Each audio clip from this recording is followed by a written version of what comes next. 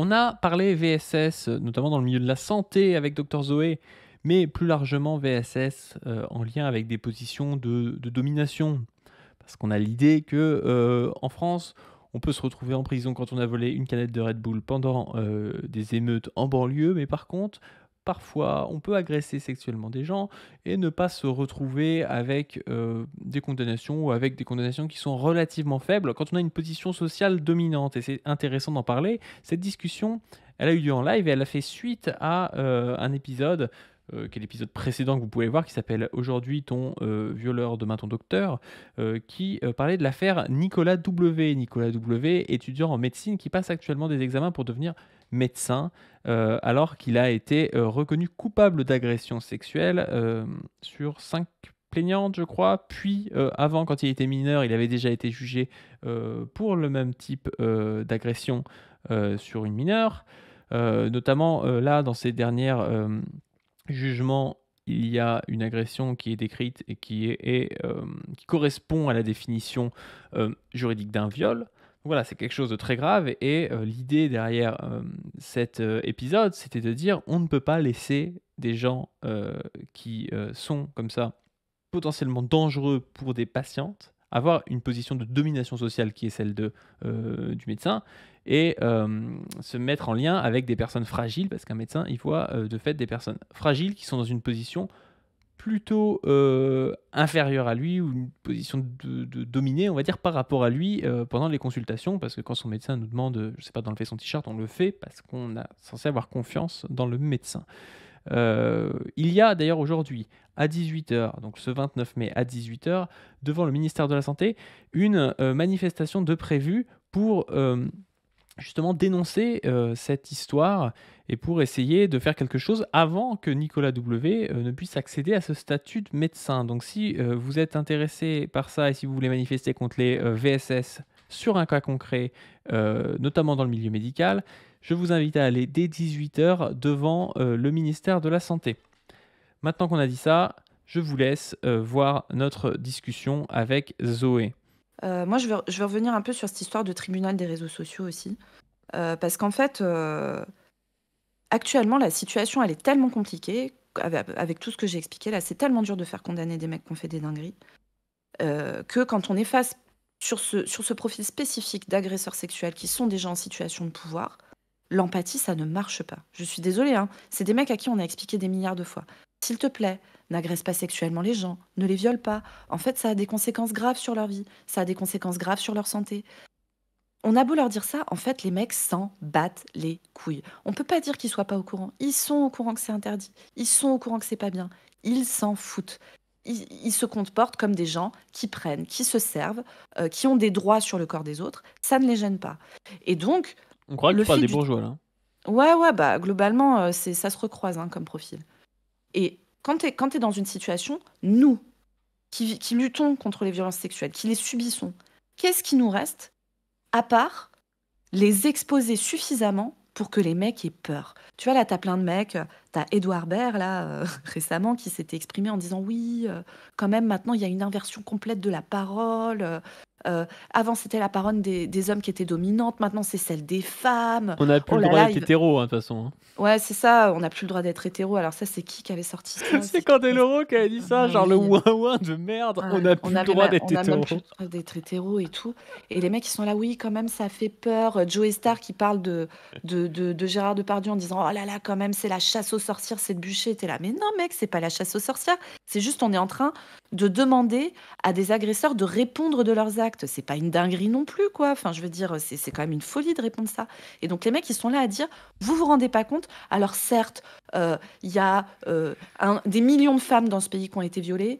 Certes, il y a des millions d'enfants dans ce pays qui ont été violés, mais nous, vous vous rendez compte, on a peur qu'on dénonce le fait qu'on ait agressé des gens. T'es là, non mais sérieusement, vous vous foutez de la gueule du monde ou quoi? Et t'es là, En mais plus, les très gars bien. croient qu'ils vont se faire cancel dès la première accusation, alors qu'en fait, à part si t'es arabe, ça n'existe pas, ça. À part, il y a eu Tahabouaf, tu vois, où c'est fait jarter directement dès la première accusation.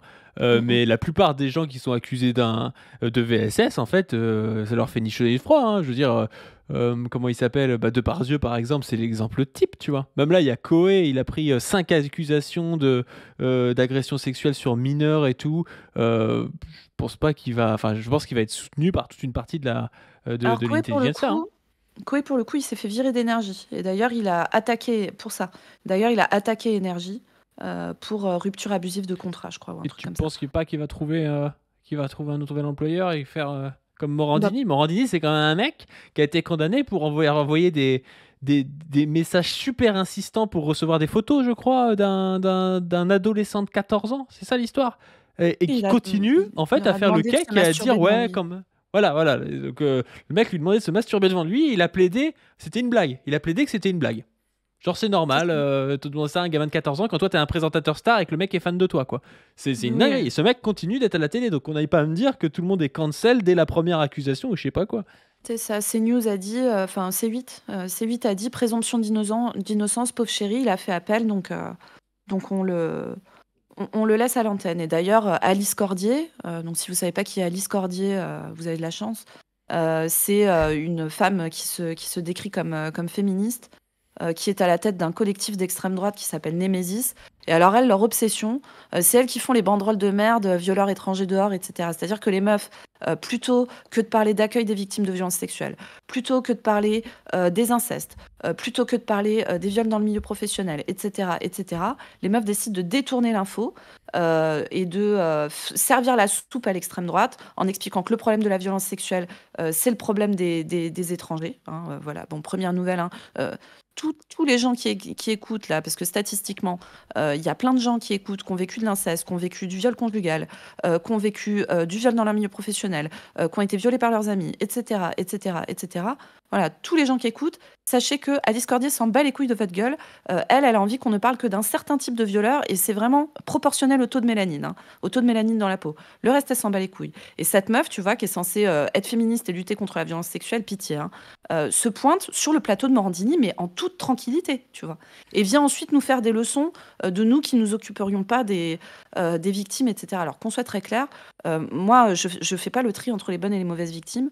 Les femmes qui ont été victimes de viol, quel que soit leur agresseur, méritent tout notre soutien, méritent d'avoir accès à des soins, méritent que la justice fasse son travail.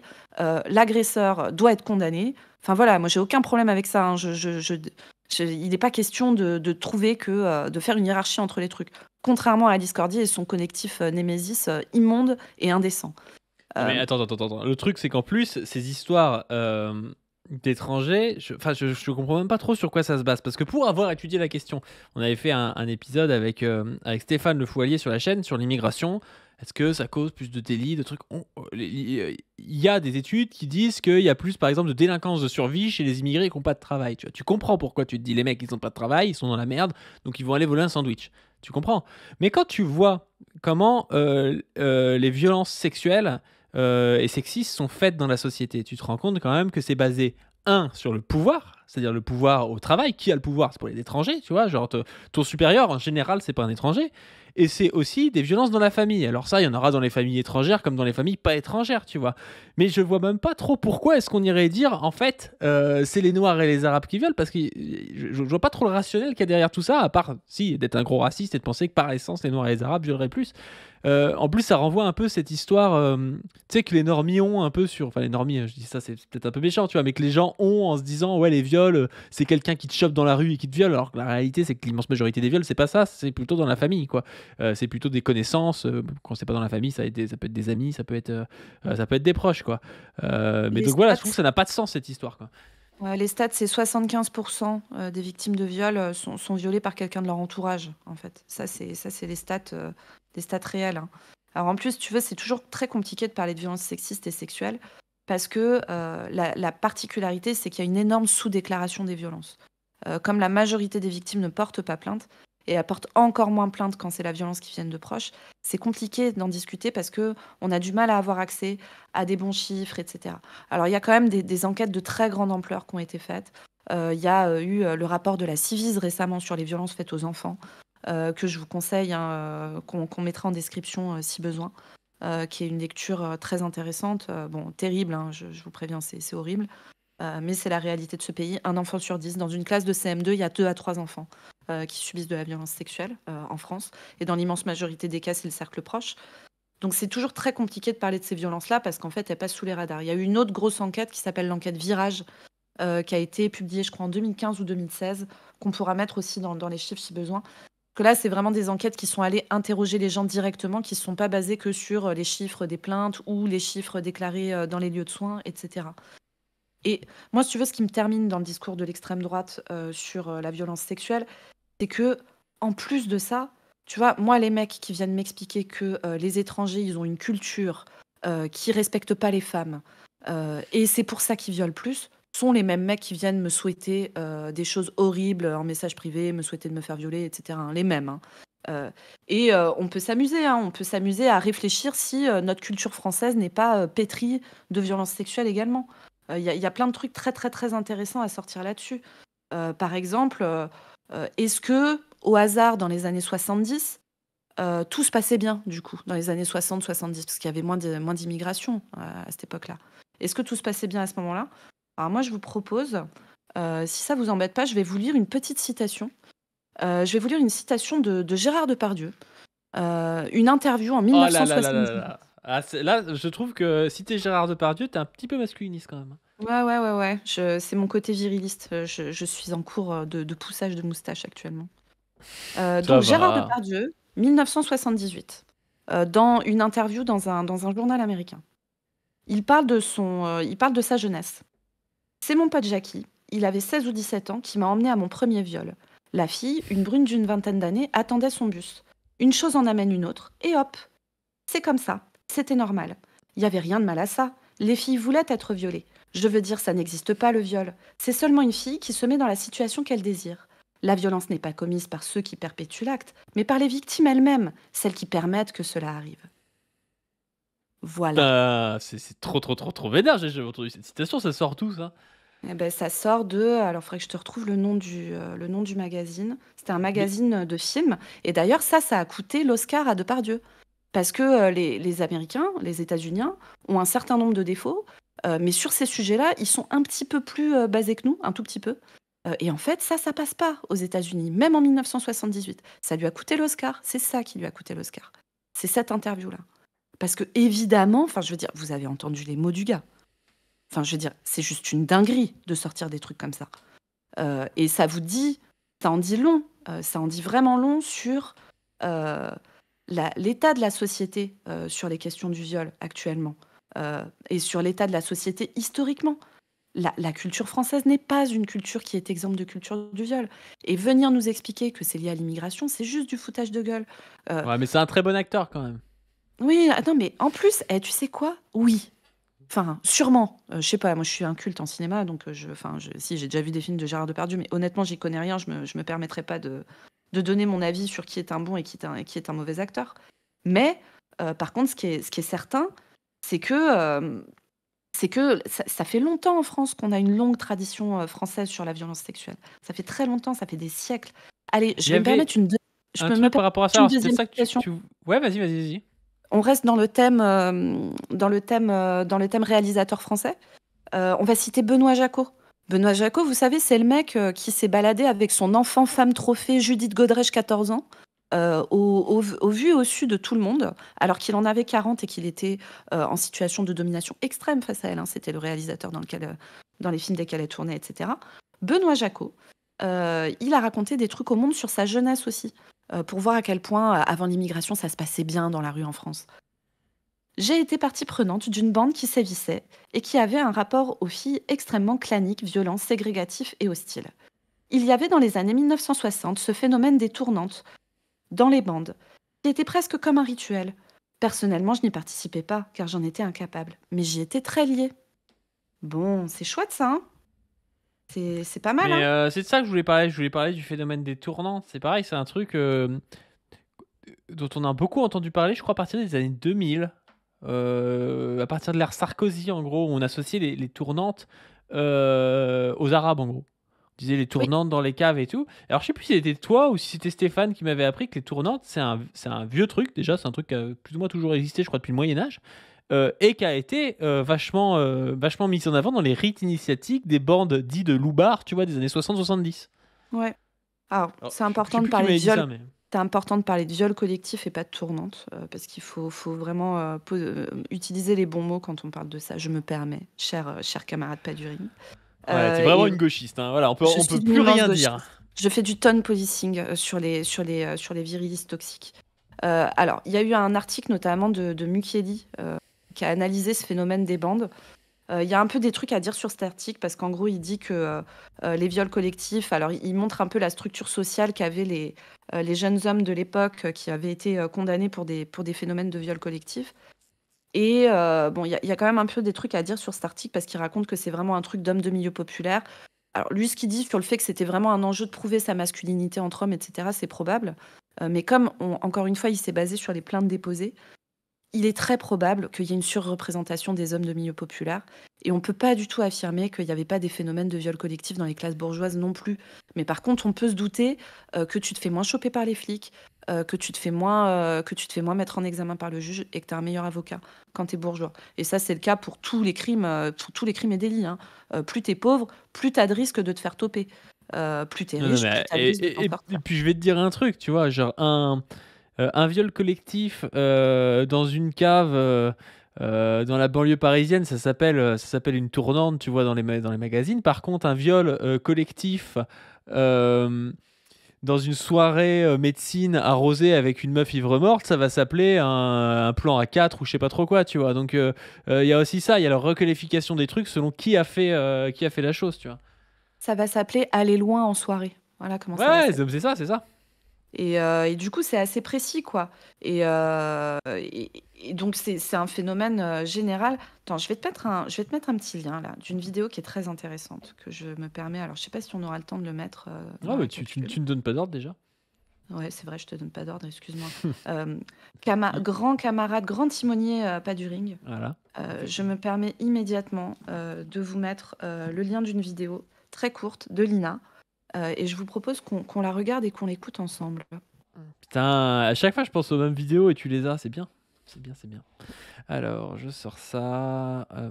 Alors, je peux même te donner des timecodes intéressants. Parce elle est longue la vidéo. Elle dure 3 minutes et quelques. Je peux te donner un timecode, tu vas à 0,59. 0059. 0059. Ah oui, et on devra peut-être la cutter. Ou alors on doit la commenter très souvent pour les viewers de YouTube parce que sinon ça va couper la vidéo sur YouTube. Qui sont les femmes qui se font violer? Celles qui sont imprudentes, C'est-à-dire? les aguicheuses, Ça dépend de leur tenue, je crois, vestimentaire. C'est leur façon d'aguicher peut-être les passants qui font qu'elles se font violer. Ah bah tu vois comme quoi ça a évolué maintenant, on a plus de soucis avec les hommes. On est dans une société Ça, tout va égalitaire. bien. Je vois Tout pas va pourquoi très tu te bien. plains du coup. Ah bah c'est une dinguerie en vrai, hein. Donc une ça, c'est putain de l'état. dinguerie. Et en fait, toute la vidéo est comme ça, hein. Toute la vidéo est horrible. Ils expliquent que quand même, en fait, on peut pas violer une femme. Elle est forcément d'accord. Ça rappelle d'ailleurs, ça me rappelle un influenceur qui explique aux hommes comment séduire et qui dit qu'on peut pas violer sans contrainte physique, sans péter le bras d'une femme. Je crois que c'est ça, hein. Je crois que c'est ça qu'il dit. Ouais. Il dit essayez sur votre sœur. Essayez sur votre sœur ou votre cousine. Ouais. Alors, Ouais. si je puis me permettre un petit conseil, n'essayez pas sur votre sœur ou votre cousine, s'il vous plaît. Pitié. Ne faites pas ça. Merci. Bonjour à tous. Voilà. Mais par contre, allez payer ces séminaires à 300 balles, hein. Je pense que vraiment, c'est des bons conseils. Go on, hein. Go on, les gars. Je pense que vraiment, c'est super. Donc voilà, bref. Donc ça, on a eu un petit aperçu de notre civilisation morale tellement supérieure aux autres civilisations, qui traite tellement bien les femmes, que on tenait des discours comme ça dans les années 60 et 70, et que encore aujourd'hui, on continue à dire des grosses dingueries. Il y a des gens qui disent Et qui a dit ça, donc je leur mets, c'est cette capsule-là, allez voir, vous tapez pas du stream. Stéphane Edouard t'invite à essayer de violer ta sœur et nie l'existence du viol doux, entre guillemets. Donc c'est ici. je vous fais une toute dernière citation, après je vous fous la paix, on va citer du Zemmour. Vous avez envie ou pas? On va citer Le suicide français de Zemmour. Je suis chaud. Alors, Je suis chaud. Le contexte, c'est que il nous dit que en fait, avant c'était vachement bien. Maintenant, c'est pas bien, mais avant c'était super. Le temps d'avant, c'était le temps où les femmes ne portaient pas plainte. On pouvait se comporter avec elles en respectant les belles traditions françaises. Et c'était vachement bien. Et donc là, il parle du film qui s'appelle Elle court, la banlieue. Et il dit, je cite, quand le jeune chauffeur de bus glisse une main concupiscente sur un charmant fessier féminin, la jeune femme ne porte pas plainte pour harcèlement sexuel. La confiance règne. Voilà. En Merci, plus, c'est pas Éric si vieux ce Zemmour. truc-là, le suicide français. Ah non, 2014. Putain. 2014. Et c'est les mêmes gars après qui vont t'expliquer oui, le harcèlement de rue, c'est vraiment un truc d'arabe et de noir, alors que nous, à Reconquête.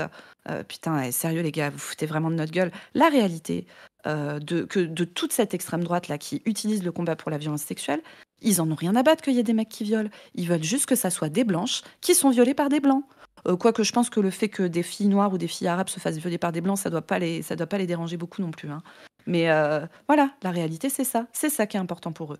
Bon, bah bravo, hein. Merci. Super. Ouais. Incroyable. Mais après, d'après ce que j'ai vu sur une vidéo YouTube de Thaïs Descuffon, il y a 90% des accusations de viol qui seraient fausses aussi. Donc, tu vois, on peut pas Voilà. tellement tout croire. Hein. Voilà. Et donc, tu vois, quand on parlait tout à l'heure de qu'est-ce qu'on peut faire pour accompagner les victimes, mais surtout qu'est-ce qu'on peut faire pour qu'il y ait moins de mecs qui agressent, pour qu'on soit plus dans les chiffres de 10% d'enfants victimes, pour qu'on soit plus dans des millions de femmes victimes de viol qui ont été victimes de viol dans leur vie, eh ben peut-être que ne pas raconter que 90% des meufs mentent, ça pourrait aider. Et t'as vu Peut-être l'argumentaire en plus, c'est elle dit ouais en gros c'est parce que il y a 90% des meufs qui vont en gros à la gendarmerie, tu vois, pour dire qu'elles sont faites violer, que ça n'aboutira pas quoi en gros. Mais sauf que en fait c'est débile parce que la plupart des viols c'est déclaré bien après le viol, donc il n'y a plus de preuves physiques, sauf s'il y a eu un certificat, mais en général t'es sidéré. Tu fais pas faire un certificat, même en général, déjà, il y a plein de femmes qui mettent du temps à mettre le mot viol sur ce qu'elles ont vécu. Donc, en fait, c'est pour ça qu'il n'y a pas de facilité quoi, à juger un viol. Et c'est tout le problème, en fait, en France. C'est que, enfin, pas qu'en France d'ailleurs, partout dans le monde, c'est compliqué de juger quelqu'un pour viol parce que la dynamique même de ce type d'agression fait que tu peux pas tellement avoir le coupable sur le fait et tu es là un an après à dire ouais il m'a violé, lui il dit bah non je l'ai pas violé et puis ça s'arrête là quoi. c'est une des grandes difficultés en fait dans la violence sexuelle, c'est souvent ces paroles contre paroles. Donc c'est hyper difficile. Alors sauf une des choses qui rend les choses un peu plus faciles, c'est les crimes en série. Quand t'as 10 meufs, 15 meufs, 20 meufs, 30 meufs, 50 meufs, 150 PPDA, a priori, il y a 150 femmes, elles n'ont pas toutes porté plainte, mais enfin bon, quand tu as des dizaines et des dizaines de personnes qui se connaissent pas entre elles et qui racontent toutes la même chose, bon là, tu as quand même un peu une idée du fait que voilà, quoi, que le gars a pas le cul propre a priori. Mais la situation, elle reste celle-là, et tu vois, Thaïs Descuffon, elle tient des discours comme ça. Thaïs Descuffon, elle tient aussi des discours de légitimation du viol conjugal, hein, enfin, clairement, où elle dit que ça a été une invention de femmes perfides. Enfin, vraiment, qu'est-ce qu'elle ferait pas pour arnaquer ces incels et leur piquer 50 balles par mois pour leur vendre des PDF nuls à chier. Alors, les incels, si vous m'écoutez, je pense que vous ne baisez pas parce que vous détestez les meufs, en fait. Et du coup, vraiment, il y a très très peu de gens qui ont envie de se coller tout nu à quelqu'un qui les déteste et qui leur crache dessus toute la journée. Voilà, c'est mon conseil du soir. Si vous avez envie un jour de pouvoir relationner avec une personne qui vous apprécie et passer des bons moments avec elle, commencez par ne pas détester toutes les meufs. C'est un bon début. Voilà. C'était mon conseil drague du jour. Je vais me mettre en mode Stéphane Edouard, je vais vendre mes séminaires à 300 balles. Let's go. Et on peut faire des vues si on fait les conseils drague de Dr Zoé. Ça fait des petites putaclics, tu vois. Ça, c'est mieux que gna gna gna gna, les violences sexuelles et tout. Là, ça paraît c'est un thème lourd, alors que les conseils de drague pour incel de Dr Zoé, ça peut être pas mal. Puis on prend des incels en live si tu veux, et puis on débat avec eux. En vrai, let's go. Hein. Non, je rigole. Je sais pas si j'ai envie de faire une radio libre pour les incels. Non, mais après, je pense que dans le public de Thaïs, il y a aussi plein de mecs qui sont vraiment mal et qui sont Enfin, franchement, pour en arriver à payer 50 balles pour un truc complètement rincé, pour une meuf qui fait du mauvais repompage de mascu états-unien, avec des images paria dégueulasses. Enfin, Ouais, mais c'est un pour en pur être là, scam, c'est que hein. tu vas vraiment pas bien, quoi. C'est vraiment que t'es au fond du fond du fond de la tristesse. Moi, je trouve que c'est presque de l'abus de faiblesse, en fait, à ce niveau-là. Mais bon, Bah, après, de c'est toute pas drôle, façon, hein. c'est tu sais, tous les tunnels de vente, Mm. c'est souvent comme ça, tu vois. Bah, d'ailleurs, Mandax, pour le coup, il fait le taf là-dessus. Quand il analyse des tunnels de vente, c'est assez marrant parce qu'en fait, il montre que, en gros, tu vois, tu as un tunnel et au fur et à mesure, tu écrèmes tous les gens qui sont pas, au final, un peu faibles sur la compréhension des choses ou qui sont pas dans une situation de fragilité ou des trucs du genre. Et à la fin, bah, t'as gardé que les gens qui sont très fragiles psychologiquement et qui ont vraiment besoin, qui sont dans la merde, qui ont besoin de thunes ou des trucs comme ça et qui vont finir par payer. Bah, elle, c'est pareil, ces trucs avec les incels. C'est-à-dire que la plupart des gens la regardent en se foutant un peu d'elle ou en se disant, ouais, c'est un peu ridicule. Mais il y en a, tu sais, qui sont dans le truc, qui vont se radicaliser en mode, ah ouais, toutes les meufs, elles mentent, les viols, en fait, c'est un complot et tout, le viol conjugal, ça n'existe pas. Et puis, à la fin, Quand c'est elle les Noirs et écrème les les Arabes. mecs les plus cramés, tu vois, qui vont finir par donner 50 balles pour un espèce de forum rincé où il y a absolument personne. Moi, je peux le dire, j'y suis allé, hein. Il y a un abonné, il y a un de vous qui m'a payé un abonnement d'un mois, en plus après la promo, donc c'était vraiment genre 40 balles ou un truc comme ça, à la formation de Thaïs, et il n'y avait rien, quoi. Il y avait strictement rien. Il y avait des vieux sites faits avec ChatGPT et puis un forum sur lequel il y a 99% de robots. Et le reste, c'est des incels qui sont là à l'appeler Reine Thaïs, quoi. Enfin, c'est super cringe.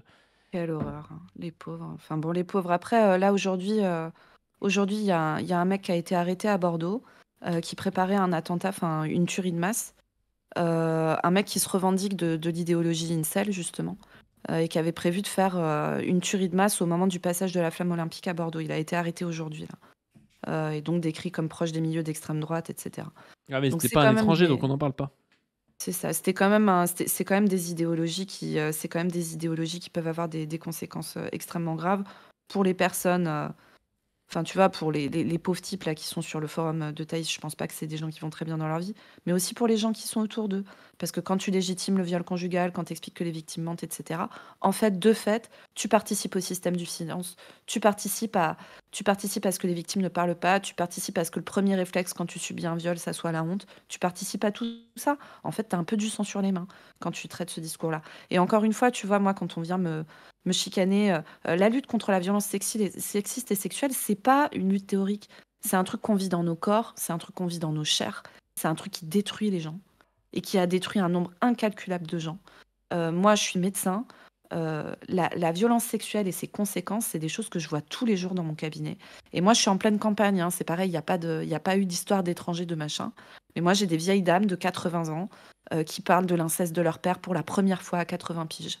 Des meufs qui racontent les viols par le garçon de ferme, des meufs qui racontent le viol conjugal pendant des années. Enfin, voilà, en fait, la réalité, c'est que ça fait partie de la vie des gens et qu'il y a plein de femmes et d'hommes d'ailleurs aussi, hein. Les hommes aussi subissent de la violence sexuelle, particulièrement dans l'enfance d'ailleurs. Et ils ont aussi beaucoup de mal à en parler. C'est difficile pour les hommes de parler de ce qu'ils ont vécu. Et les hommes sont en grande majorité agressés par des hommes, hein. Donc voilà. Bref, on a parlé de tout ça. Elle a Je dit sais pas Ménard Trash, mais elle a pas osé le dire quand même parce qu'elle s'est dit, ouais, on est sur une chaîne centriste, donc. C'est ça, une chaîne viriliste et centriste. Le Ménard Trash, moi je soutiens les camarades qui l'utilisent. Moi perso, je l'utilise pas toujours. Ça peut m'arriver dans certains cas, pour plein de raisons, mais notamment pour des raisons de com et de strates politiques.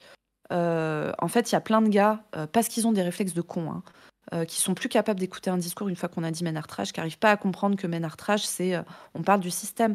Il y a une citation que moi j'aime bien qui dit le violeur est un fils saint de la société patriarcale. Mais c'est une réalité. En fait, on a une société qui fabrique des hommes agresseurs.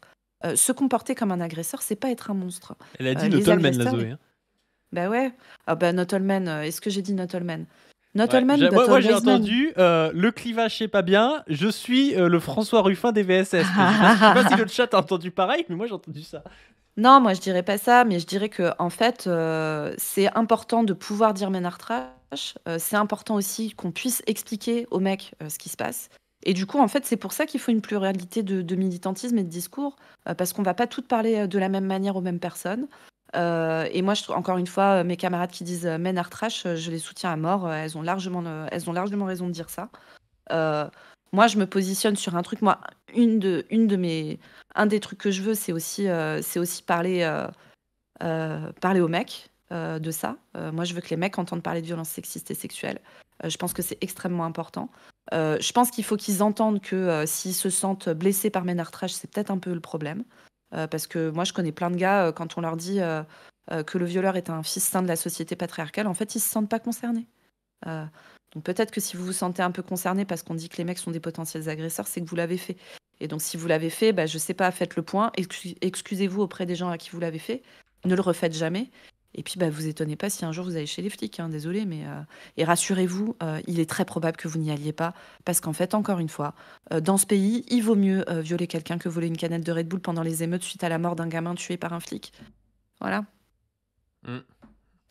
Ce sera le mot de la fin, je pense, parce que là, on a déjà une belle capsule là-dessus. Sur ce, je vous remercie d'avoir écouté. Vous pouvez vous poser vos questions, ça nous donne des petites pistes pour les prochains épisodes. On en avait parlé, alors je sais pas si on en a parlé pendant l'épisode, mais peut-être de faire un truc sur le burn-out soignant, ça peut être intéressant. Là, je vois quelqu'un qui parle de porno et de viol, ça peut être intéressant aussi de parler de ça. Il y a plein de choses, je pense, qu'on peut aborder, donc n'hésitez pas à commenter, de poser vos questions.